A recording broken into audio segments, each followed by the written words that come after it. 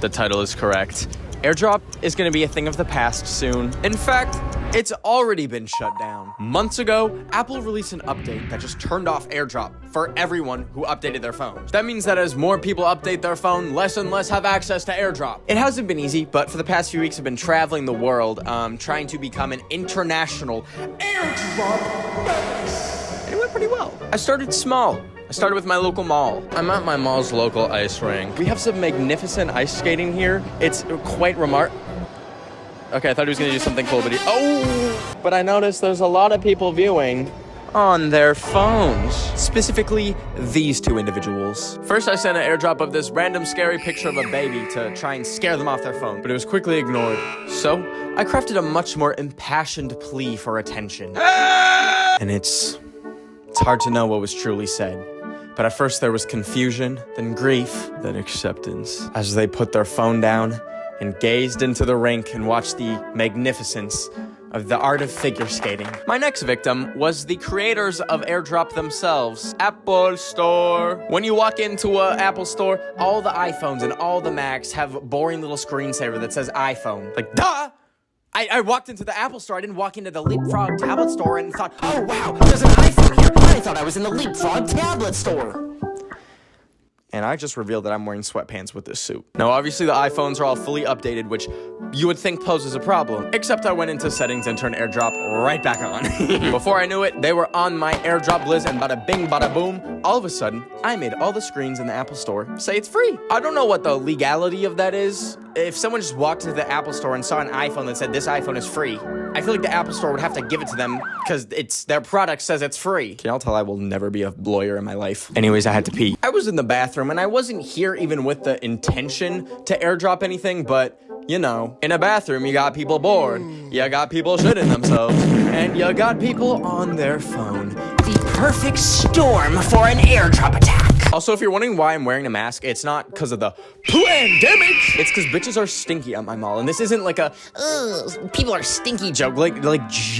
Genuinely. The people at West Edmonton Mall, Edmonton, Alberta, are like so stinky to the point where I wear a mask. Anyways, I was in the men's bathroom, which is, you know, separate from the women's bathroom. But when I went to my airdrop list, Bianca came up.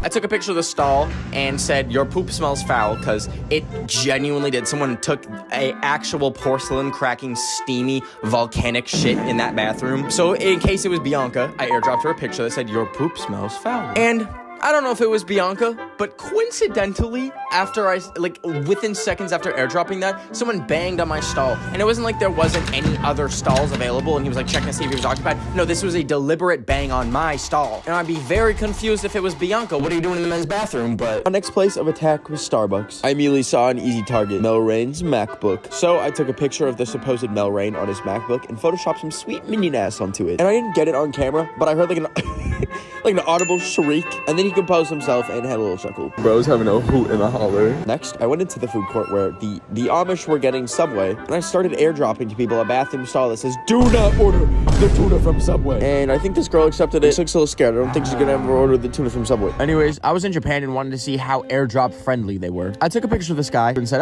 there's a meteorite in this guy. And this guy was actually concerned about the meteorite. He kept looking up, saw there was no meteorite, and this girl looked up and then caught me iPhone handed. And I got scared and flew back to North America. But at the airport is chock full of dudes and dudettes and dude-thems on their phone. And my theory is that people are just so bored here that they'll accept any airdrop. So we're gonna have a little fun.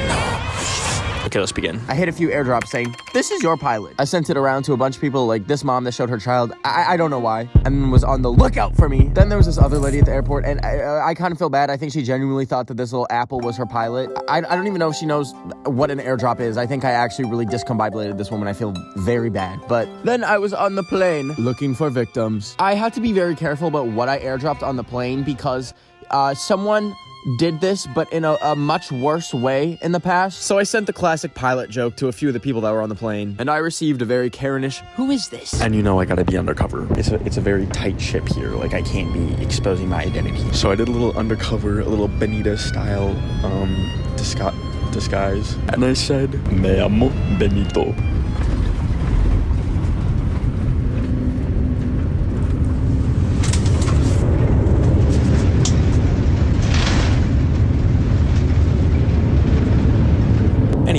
She replied with, "Why did you say me that?" I feel like we're dealing with a Karen. I'm getting like whiffs, sense of Karen. I feel like starting like a rumor, like a conspiracy. So I said, "Do not the fuck are we speaking baguette for?" She said, "I'm allergic to citrus." No, obviously, like, I'm gonna be respectful of people's allergies. I'm not gonna do anything. I said, we just got hit with a Not funny. and I take that as a challenge. So I'm gonna say, wanna hear a joke? And then hit her with the, Aren't you glad I didn't say banana? so stupid. Fuck mamas. So I think that's her. At least that's someone with a Karen haircut, like looking, perusing. And also, I don't know what I thought I was doing with the disguise, with the face app disguise, because still have the same shirt on in the picture. We're gonna keep a low profile. Get me out displaying. My next place of attack was VidCon. Okay, so we're at VidCon Video Convention. I noticed that down there is a restaurant for Roblox. I have no words. We're gonna go to the Roblox restaurant. Yes, I smuggled a dog into VidCon. So I crafted like a little Roblox hack. We got one, baby. Oh, and they turn off their airdrop. All right, let's go to the other side. We need to be strategic about this. I followed the perimeter of the Roblox cafe and I felt so goofy at this point. It wasn't working. Oh. Freaking screw this. Freaking screw the Roblox restaurant. No one wants to be on their phones nowadays. What, it's 2023. Y'all are trying to talk to each other? Declined. Well, so this didn't work. So we're gonna leave now. There are so many creators in this hotel. There has got to be some in these walls and in these halls. Well, that's just me. That's seriously my contact picture still. Are you That's insane. Okay, nothing. Like, why is it dry? Who's an iPhone 587?